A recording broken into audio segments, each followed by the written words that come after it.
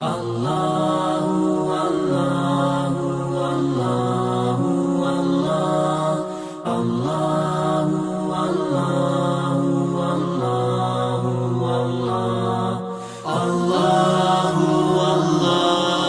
لیے ہمارے اکابرین نے ان راتوں کو خوب عبادت بھی کی اور خوب دوسروں کو جگایا بھی صحیح۔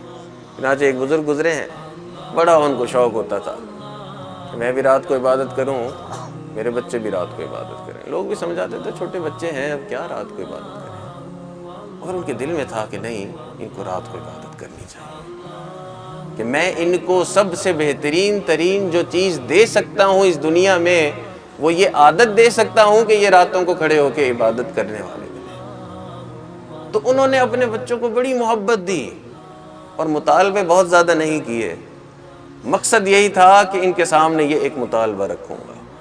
چنانچہ ایک بیٹا تھا اور ایک بیٹی تھی، اور بہت محبت کرتے تھے۔ بہت زیادہ محبت کے بعد اپنی افضل خواہش کا اظہار کیا کہ دیکھو بچوں، میں یہ چاہتا ہوں کہ رات کے ہم 3 حصے کریں، ایک حصے میں میں عبادت کروں، ایک حصے میں تم عبادت کرو، اور ایک حصے میں تمہاری بہن عبادت کرے۔ بچوں نے کہا کہ اتنی زیادہ ان کو یہ دل ہے، تو بچوں نے اگری کیا اور راتوں کو عبادت کرنا شروع کر دی۔ خود لکھتے ہیں کہ بڑے چھوٹے بچے تھے مگر بڑے شوق سے اٹھتے تھے، کبھی کبھی تھک ہار کے مصلے پہ سو جاتے تو ان کا جو 1/3 عبادت کا وقت ہوتا اس میں خود عبادت کر لیتا، مگر ہمارے گھر میں پوری رات عبادت ہوتی رہتی۔ تو یہ رات کی عبادت کا وقت جو ہے، یہ اللہ والوں کی اللہ سے محبت کی نشانی ہے، یہ اللہ والوں کا وقت ہے۔ اس لیے اس رات کے وقت میں عبادت کرنا، یہ اللہ کے قرب کی طرف انسان کو لے جاتا ہے۔ ایک صحابی تھے، نبی علیہ السلام کے ساتھ جہاد پہ تشریف لے گئے۔ جہاد سے واپسی پر سارے صحابہ کرام بڑے تھکے ہوئے، نبی علیہ السلام بھی خود بہت ہی زیادہ تھکاوٹ میں۔ جب سارے واپس آئے اور ابھی سفر تھا، رات کا وقت آ گیا، بہت دیر کا وقت ہو گیا تھا، تو ایک صحابی اور ان کے ایک ساتھی، یعنی 2 صحابی کو نبی علیہ السلام نے فرمایا کہ آپ دونوں جاگیں، باقی سارا قافلہ سوئے گا۔ آپ کا جاگنا اس لیے بھی ضروری ہے کہ کوئی حملہ نہ کر دے، اور اس لیے بھی ضروری ہے کہ ایسا نہ ہو کہ فجر کی نماز کا وقت ہو جائے اور سب اٹھ نہ پائیں۔ تو دونوں صحابہ کرام نے کہا اللہ کے نبی بہت اچھا، ہم جاگیں گے۔ دونوں کھڑے ہو گئے،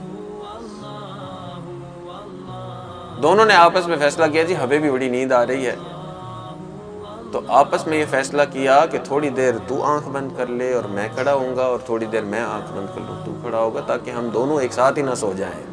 تو یہ بھی فیصلہ ہو گیا۔ اب یہ جس کی باری آئی کہ وہ کھڑا ہو کے انتظار کرے، اس نے کہا اب کھڑے کھڑے میں کیا کروں؟ اس نے سوچا کہ رات کا وقت ہے، مصلی بچھایا اور نفل پڑھنا شروع کر دیا۔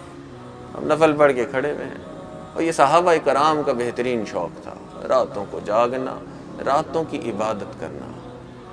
یہ جب محبت ہوتی ہے نا انسان کو، تو راتوں کو عبادت کرنا بہت آسان ہے۔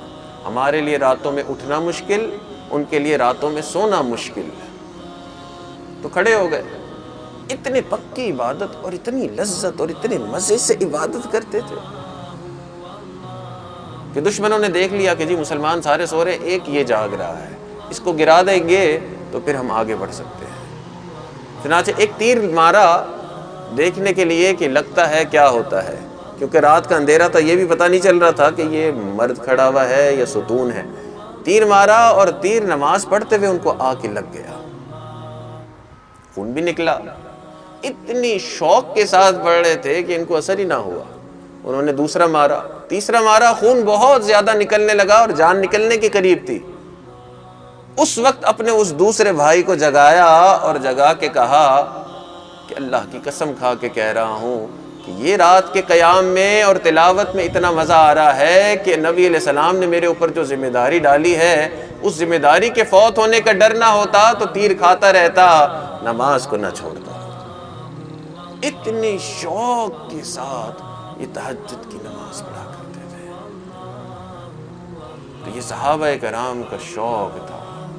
مجھ کو نہ اپنا ہوش نہ دنیا کا ہوش ہے، مجھ کو نہ اپنا ہوش نہ دنیا کا ہوش ہے، رہتا ہوں مست ہو کے تمہارے جمال میں۔ مجھ کو نہ اپنا ہوش نہ دنیا کا ہوش ہے، رہتا ہوں مست ہو کے تمہارے جمال میں۔ تاروں سے پوچھ لو میری روداد زندگی، راتوں کو جاگتا ہوں تمہارے خیال میں۔ اللہ